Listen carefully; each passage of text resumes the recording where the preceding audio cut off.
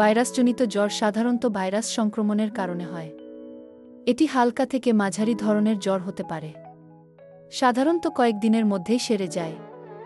এখন লক্ষণগুলো দেখে নিই। প্রথম লক্ষণ, জ্বর। শরীরের তাপমাত্রা বেড়ে যায়, সাধারণত 100 থেকে 104 পর্যন্ত।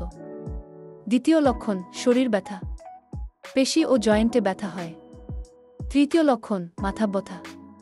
চতুর্থ লক্ষণ, গলা ব্যথা বা খুসখুসে কাশি। পঞ্চম লক্ষণ, হাঁচি ও নাক দিয়ে পানি পড়া। ষষ্ঠ লক্ষণ, চোখ লাল হওয়া বা জ্বালা পোড়া। সপ্তম লক্ষণ, অবসন্নতা ও দুর্বলতা অনুভব করা। অষ্টম লক্ষণ, ক্ষুধামান্দ। নবম লক্ষণ, হালকা বমি ভাব বা বমি। দশম লক্ষণ, চামড়ার ড্যাশ।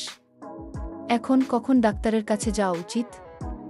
যদি জ্বর 3 দিনের বেশি থাকে, প্রচণ্ড দুর্বলতা বা পানিশূন্যতা দেখা দেয়, বুকে ব্যথা বা শ্বাসকষ্ট হয়, চোখ বা ত্বকে হলদে ভাব আসে, রক্তপাত বা তীব্র মাথা ব্যথা হয়।